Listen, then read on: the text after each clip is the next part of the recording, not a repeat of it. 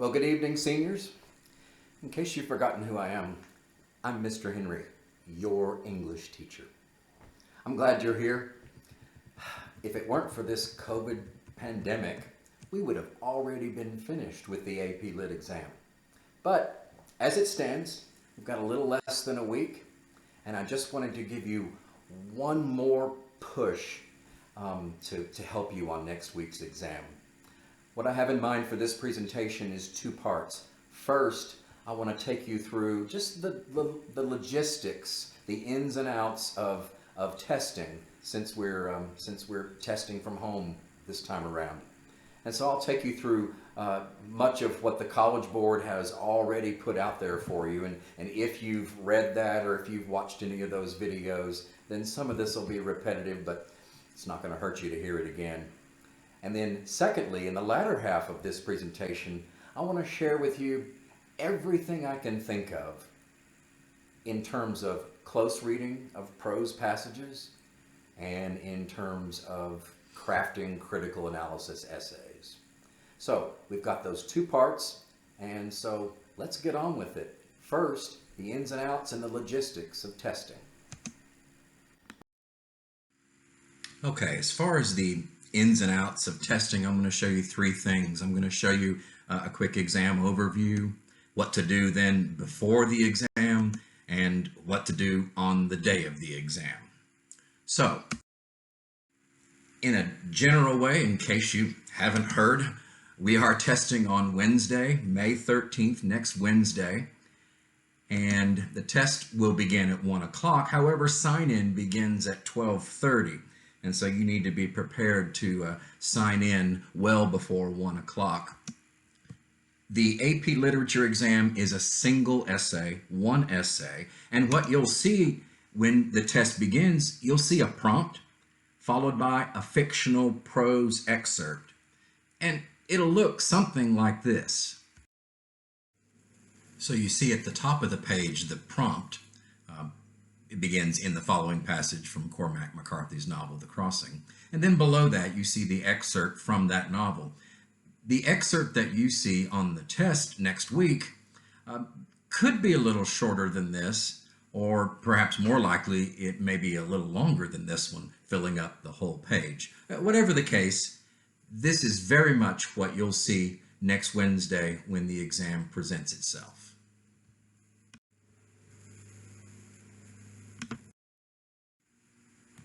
So that's the exam in a nutshell.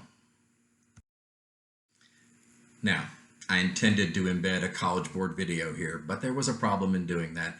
It's about a 4-minute exam overview, so I recommend that you pause this video right now, open another browser window, and go to either my YouTube playlist or go directly to the College Board and watch the video entitled AP 2020 Exams. Exam walkthrough. You do that and then come back to the video. Now, let's talk about what to do between now and the exam. And so a couple of things. First of all, log into My AP and make sure that they have the correct email address for you, the email address that you want your exam ticket sent to. And if you've been getting College Board correspondence through email, then I'm sure it's fine, but it wouldn't hurt to go on and check. Secondly, between now and the exam, you need to make sure your device is ready to go. And that will include first choosing which device you'll use. You can use a laptop, a desktop computer, a tablet, or your phone. I'm going to recommend that you use the device with the largest screen, so that you can split that screen between two windows, the exam itself with the timer, and then your document that you're going to type your essay in. You also need to make sure that you're using the right browser. Very simply, they simply don't want you to use Internet Explorer, but Chrome, Firefox, Safari, and Edge will suffice.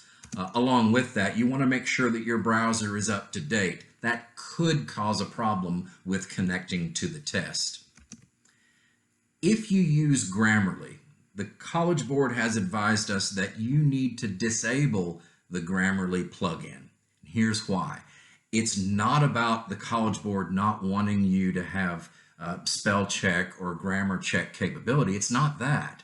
There's something in the Grammarly code that will potentially prohibit you from accessing the College Board test.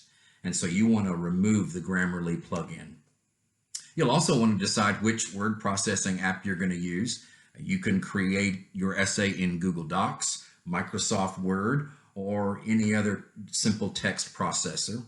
And in fact, I might even go ahead and prepare my doc ahead of time with my AP ID, my initials, and a page number at the top of each page. Whatever you do, don't put your name on that. Let your AP ID identify you. And so you could do that ahead of time and save it on your desktop, and that's just one more thing that you don't have to worry about when you're on the clock. It might look something like this, and I don't know that it matters whether you put it in the upper right or the upper left corner, but you'll include a page number, your AP ID, and your initials. Some other things for you to do between now and the exam, and this may be the most important thing, is for you to go to cb.org/apdemo and practice submitting a response. The College Board has set up a mock exam with a timer and everything so that you can practice submitting a response. You want to do this for two reasons. A, to ensure that your technology works, because if it doesn't work on the demo, it's not going to work on test day. And if it doesn't work, you may need to update your browser. And secondly, going and doing the demo will get you comfortable with what the test will look and feel like. I did it yesterday and gave me a comfort level as to what you guys will be doing next Wednesday. Also, between now and the exam, you'll want to look for an email from the College Board, probably on Monday, and that email will contain your personalized e-ticket and your AP ID. Now, if you don't receive that for some reason, you can still log on to My AP and find your e-ticket. But be looking for that email on Monday, and you'll get one of these for each exam that you take. Finally, between now and the exam, go ahead and decide what room you're going to test in your house or wherever you're testing, and let the people around you know that next Wednesday, the 13th at 1 o'clock, you're going to be testing. Now, let's talk about what to do on exam day. Next Wednesday, the 13th, first, eat something. You need fuel. Your brain needs fuel. And so eat a small meal about an hour before the exam. Secondly, gather up any materials that might be helpful. This is an open book, open note exam. And in fact, you could do this way ahead of time, but perhaps the morning of the exam, you might gather some of these things around you, including the arrow handout from class. It's called Elements of Literary Style, and I created that exactly for prose critical analysis. You might also gather your literary terms packet in case you forget a term. You could have your notes on three-step introductions. You could have your notes on building body paragraphs and analytic chunks. You could also have the handout I gave you. I think I called it Verbs for Literary Analysis. Might give you a nice word or two to add variety to your essay. And I would also be sure to have around me on test day some blank paper for notes. Also, on the day of the exam, make sure your device is plugged in. You don't want to be dealing with power issues right before the exam. And finally, on exam day, remind everybody in your house or wherever you're testing that, hey, you're testing and to not bother you. Now, when it comes time to test at 12:30, open that email from the College Board that contains your e-ticket for the lit exam and use that to access the testing site. Again, if you cannot access that email for some reason, then log on to your student account at My AP and access your e-ticket there. You're going to fill out some information at any point after 12:30, including your AP ID, and then you're going to wait for the exam to begin. There's going to be a little countdown timer that displays the time until the exam. And as soon as that countdown timer hits 0, the prompt and the excerpt will automatically appear and the exam will start. Remember, everyone who's taking the AP Literature exam across the world is taking it at the very same time. At that point, do not refresh your browser or hit the back button, as that could interfere with the test. When that exam begins, you'll see a countdown timer at the bottom of the screen, and you'll have 50 minutes to read the excerpt, to craft your essay, and to submit your essay. So that's all you do. At that point, read the prompt, read the excerpt, type your essay in a Word or Google Doc, and submit it before time runs out. And there you are, you'll be finished. Now, if during the exam you accidentally close your browser or your device crashes, if you can recover it quickly, then just click on your e-ticket and it'll take you right back into your exam. After the exam, though, if you feel that that problem had a negative impact on your performance, you may submit a makeup request at cb.org/requestmakeup.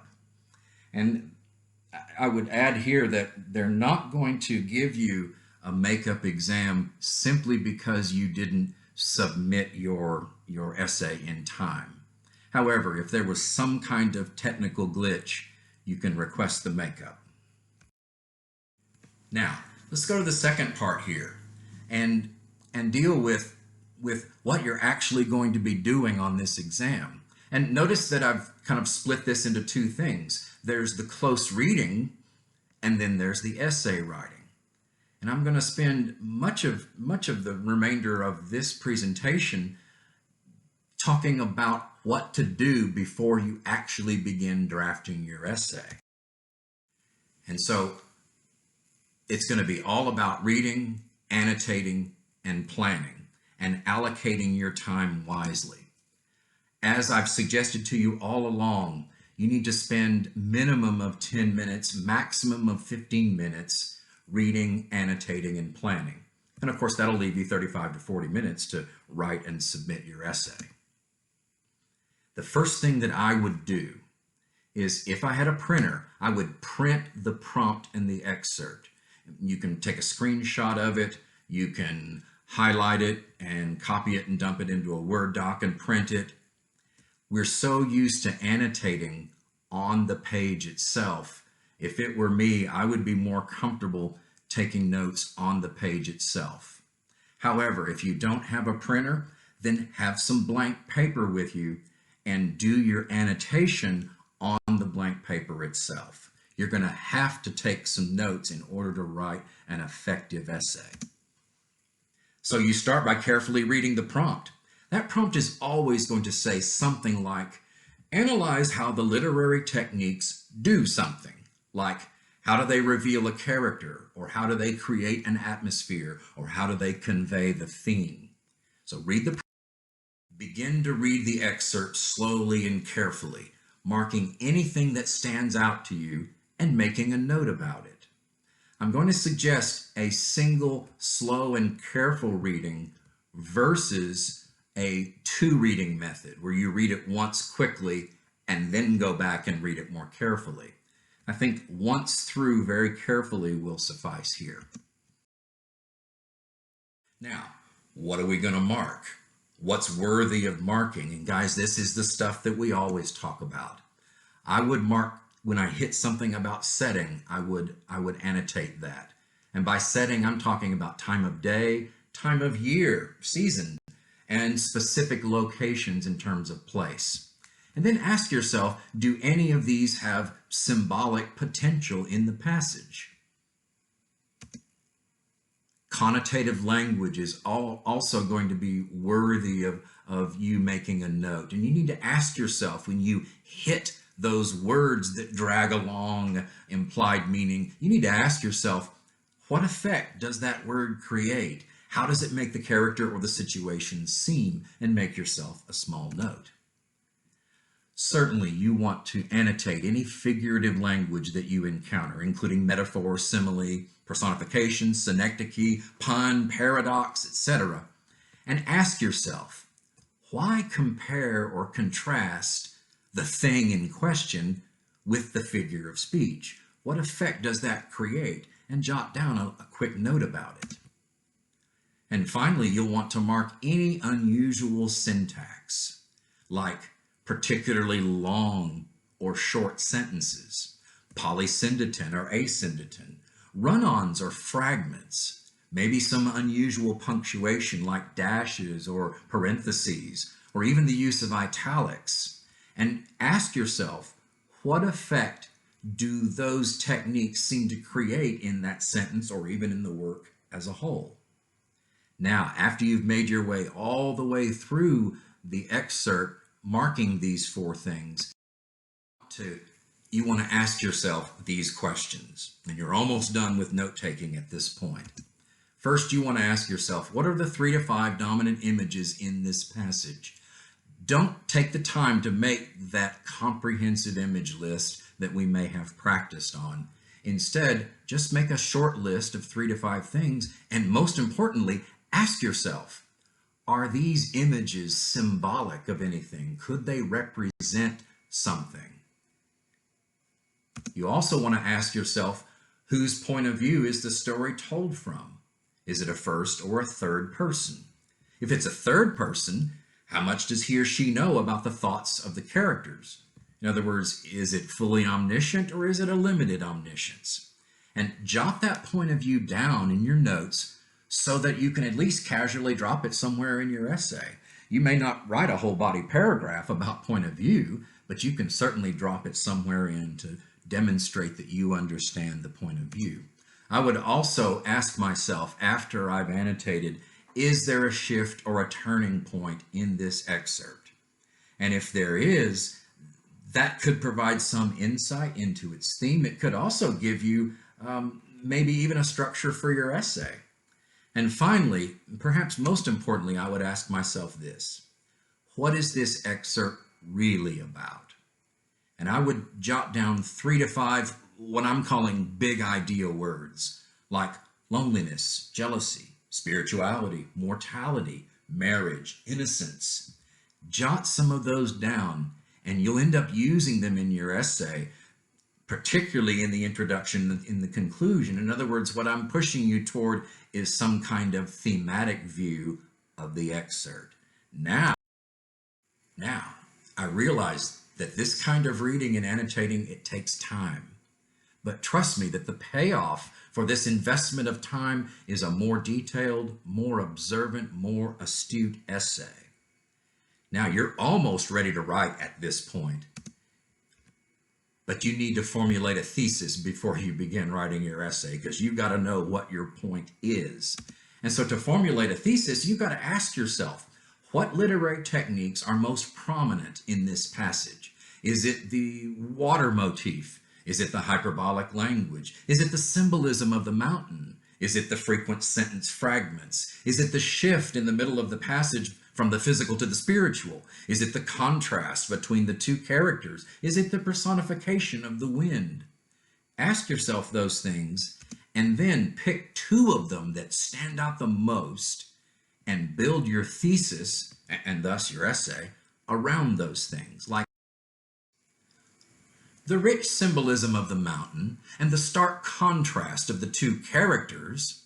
And look, you've got the foundation for a thesis, and now that you have the beginning of that thesis, and also you've got the structure for your essay, with 1 paragraph being about the mountain symbolism and the other about the character contrast, you need 2 more things to create a solid thesis. You need a good verb like convey or reveal or portray or contribute to, and then you need a big idea.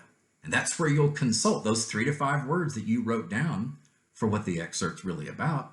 And so then your thesis turns out to be like this: the rich symbolism of the mountain and the stark contrast of the 2 characters portray the debilitating loneliness that comes from jealousy and insecurity.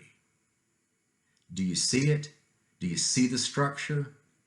It's this literary technique and this literary technique create this theme.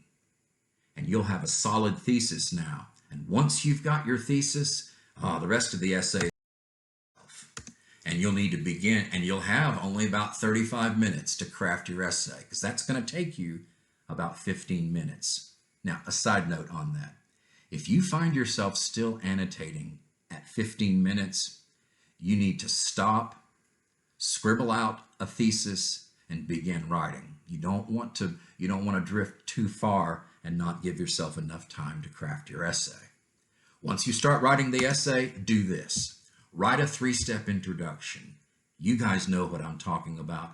I can't emphasize how important a good intro is.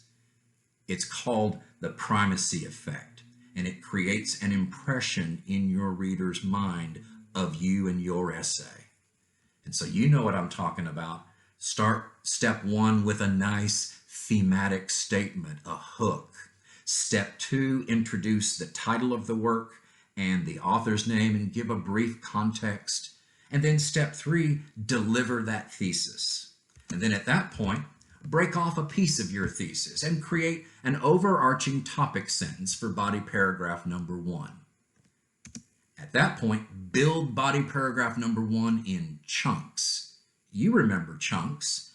It's a quote or a paraphrase from the text and the commentary that comes after it, in which you analyze the quote and explain its relevance to what your paragraph is about. One chunk is going to make a kind of a slim paragraph. 2 chunks will make a decent body paragraph, and 3 chunks will make a nice hefty body paragraph. And then you break off the other piece of your thesis and create an overarching topic sentence for body paragraph number 2, and then build body paragraph number 2 in chunks, again, quote plus analysis and explanation.